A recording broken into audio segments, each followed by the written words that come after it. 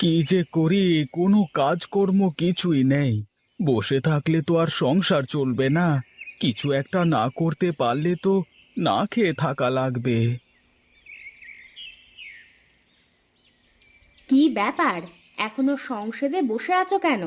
যাও যাও, দেখো কোনো কাজের সন্ধান পাও কিনা। না হলে চাল ডাল সবকিছুই শেষ। আজ যদি রোজগার করতে না পারো, তাহলে না খেয়ে থাকা লাগবে। আচ্ছা ঠিক আছে, যাই দেখি কোনো কাজের সন্ধান যদি পাই। আচ্ছা ঠিক আছে, যাও। তবে আজ চাল ডাল না কিনে বাড়ি ফিরবে না, এই আমি বলে দিলাম। সে কেমন কথা গিন্নি, তুমি এমন কেন করছো? আমি তো বসে থাকি না, আমি তো চেষ্টা করি। কিন্তু যদি কোথাও কোনো কাজ না পাই, তাহলে আমি কি করব বলো? কেমন পুরুষ মানুষ তুমি! বউকে খাওয়াতে পারো না? কি আর করব বলো, সবই আমার ফাটা কপালের দোষ। এত চেষ্টা করি, এত পরিশ্রম করি, কিন্তু কোনোটাতেই কোনো কাজ হচ্ছে না। আমি এত কিছু জানি না বাপু। হয় তুমি রোজগার করে আনবে, নইলে আমি বাপের বাড়ি চলে যাব। ঠিক আছে গিন্নি, তোমাকে কোথাও যেতে হবে না। আমি কোনো না কোনো ব্যবস্থা ঠিকই করে আসব।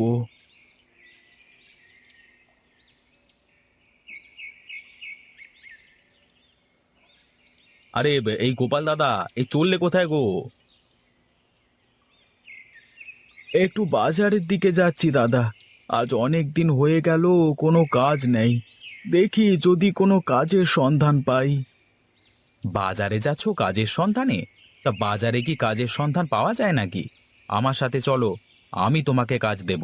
সারাদিন কাজ করবে, দিন শেষে 300 টাকা পাবে। চলো তো। হ্যাঁ হ্যাঁ, চলবে বই কি, একদম দৌড়াবে।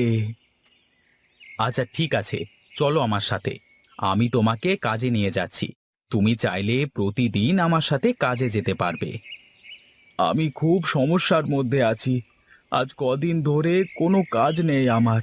এ সময় প্রতিদিন কাজের জোগান হলে তো অনেক ভালো হবে। আচ্ছা ঠিক আছে, চলো এখানে দাঁড়িয়ে না থেকে হাঁটতে হাঁটতে কথা বলি। হ্যাঁ হ্যাঁ, চল চল, তাই চল যাই। তা তুই ধান লাগাতে পারিস তো নাকি? হ্যাঁ হ্যাঁ, কেন পারবো না, সব পারি। মাঠ ঘাট দোকানপাট যা বলবে সব কাজ করে দেব। আচ্ছা ঠিক আছে, চল তাহলে। আরে গোপাল, তোকে নিয়ে এসে বেশ ভালোই করেছি দেখছি আমি। ভালোই তো ধান লাগাতে পারিস দেখছি। গরিব মানুষের ছেলে তো, সব কাজ শেখা আছে। আচ্ছা ঠিক আছে, তুই কাজ কর।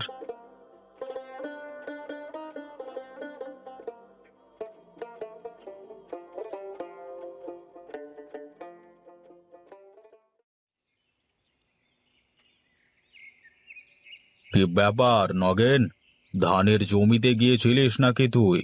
কতজন লোক কাজ করতে এসেছে আজকে? হ্যাঁ জি মালিক, এই সকাল থেকে ধানের ক্ষেতের দিকে যায়নি। কি অবস্থা তার তো কোনো খোঁজ খবর পাইনি। অনেক দিন হয়ে গেল, ধান ক্ষেতের কাছে যাওয়া হয় না। চল তো গিয়ে দেখি কি অবস্থা। এখন যে আর কি হবে, দুপুর হয়ে গেল, মাঠে এখন কড়া রোদ। এর মধ্যে যাওয়ার কোনো দরকার নেই। একটু পরে তো এমনিতেই শ্রমিকদের হাজিরা দিতে হবে। আচ্ছা বেশ, তাই হবে।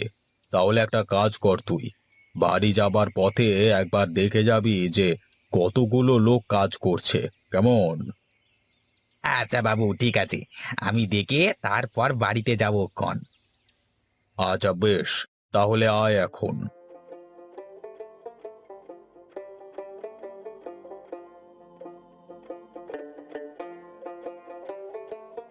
কিরে, তোরা আজকে কতজন লোক এসেছিস? আগে আমরা আজকে 4 জন এসেছি বাবু। কিরে তুই কে? তোকে তো আগে কখনো এখানে দেখিনি।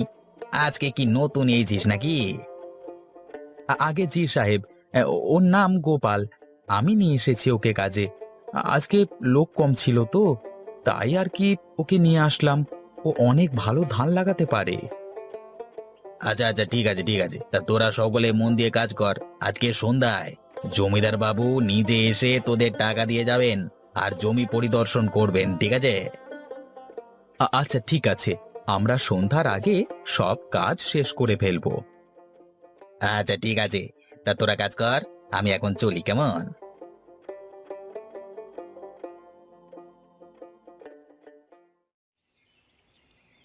তাহলে তোরা আজ কজন কাজ করছিস? আগে জমিদার বাবু, আমরা আজকে 4 জন কাজ করছি। তা তোদের কি পুরোপুরি ধান লাগানো হয়ে গেছে নাকি? হ্যাঁ জমিদার বাবু, আমরা সব কাজ করে ফেলেছি। আচ্ছা, এই নে, তোদের হাজিরা নিয়ে যা এক এক করে।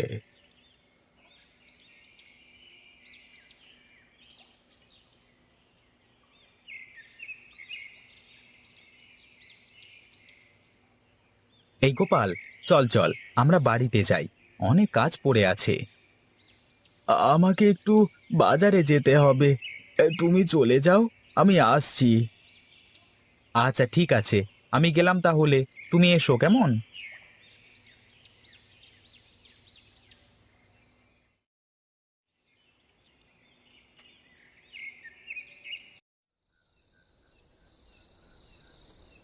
আরে এ কি, বাজারে তো দেখছি কেউ নেই।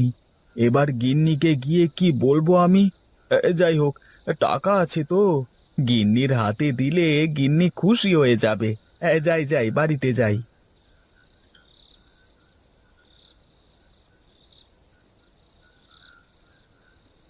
গিন্নি, ও গিন্নি, কোথায় গো তুমি?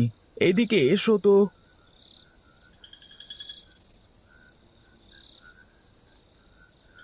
যাক বাবা, ভালোই হয়েছে, গিন্নি দেখছি ঘুমিয়েছে। এখন আর গিন্নিকে ডাকছি না, কাল সকালবেলায় বাজারে গিয়ে বাজার করে গিন্নির হাতে দেওয়া যাবে।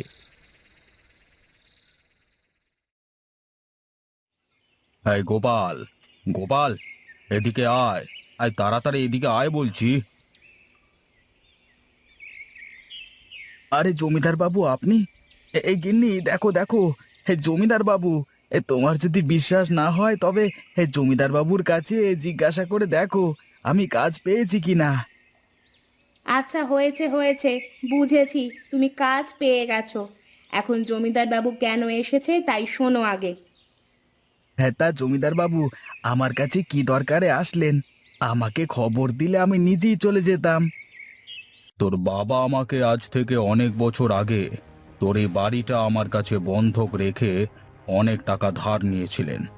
এই কাগজে সব লেখা আছে। মানে, আপনি এসব কি বলছেন? আমি তো কিছুই বুঝতে পারছি না জমিদার বাবু। তুই বুঝিস বা নাই বুঝিস, সেসব দিয়ে আমার কাজ নেই। তুই কালকে বাড়িটা খালি করে দিবি, কেমন? বাবু, আমি তো এসব কিছুই জানতাম না, আমাকে কিছুটা সময় দিন, আমি সব টাকা পরিশোধ করে দেব। ঠিক আছে, আমি তোকে 3 মাস সময় দিলাম। এর মধ্যে যদি সব টাকা পরিশোধ করতে পারিস তবে বাড়িটা তোর, কিন্তু কালকে বাড়ি খালি করে দিবি। আগে জমিদার বাবু, যদি বাড়িটা খালি করে দিই তাহলে আমি থাকবো কোথায়? আপনি আমাকে দয়া করে বাড়িতে থাকতে দিন। আচ্ছা ঠিক আছে, আমি তোকে শুধু তোর ঘরেই থাকতে দিলাম, কিন্তু মনে রাখিস তুই শুধু তোর ঘরটা ব্যবহার করতে পারবি, অন্য কিছু ব্যবহার করতে পারবি না। মনে থাকে যেন, আমি 3 মাস পর আবার আসবো।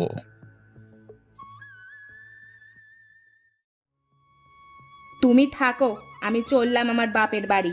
যেদিন রোজগার করার মুরদ হবে সেদিন তুমি আমার কাছে আসবে।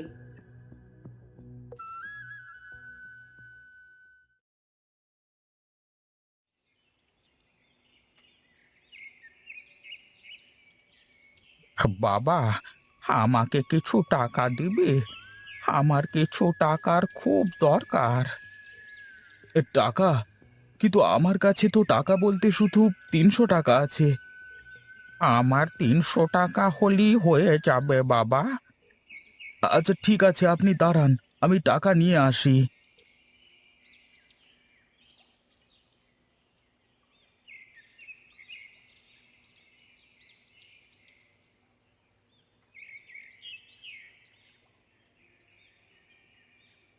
আমার কাছে তোকে দেওয়ার মতো এই আম গাছ ছাড়া আর কিছুই নেই রে বাবা।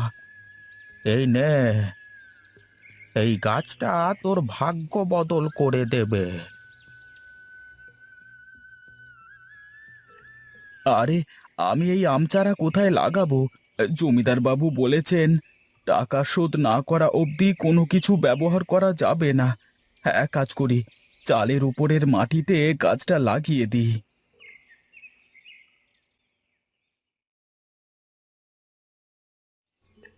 আরে বাস, এ তো দেখি অনেক আম ধরেছে আম গাছে। এখন আমি এই আম বাজারে বেচে জমিদারের সব টাকা পরিশোধ করে দিতে পারবো। যাই যাই, কিছু আম পেড়ে নিয়ে বাজারে যাই, বিক্রি করে আসি।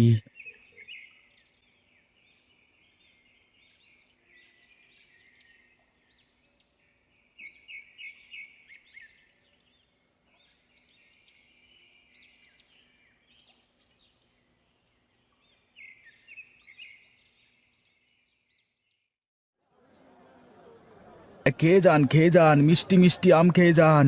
একবার খেলে বারবার খেতে মন চাইবে। মিষ্টি মিষ্টি আম খেয়ে যান। দাদা, আমাকে আম দাও তো, আমাকে 5 কেজি আম দাও। হুম, আমাকেও দাও। আমাকে আগে দাও। আমাকে 10 কেজি আম দাও। আহা, থাম থাম, আমি সবাইকে আম দেব, একটু থামো তোমরা।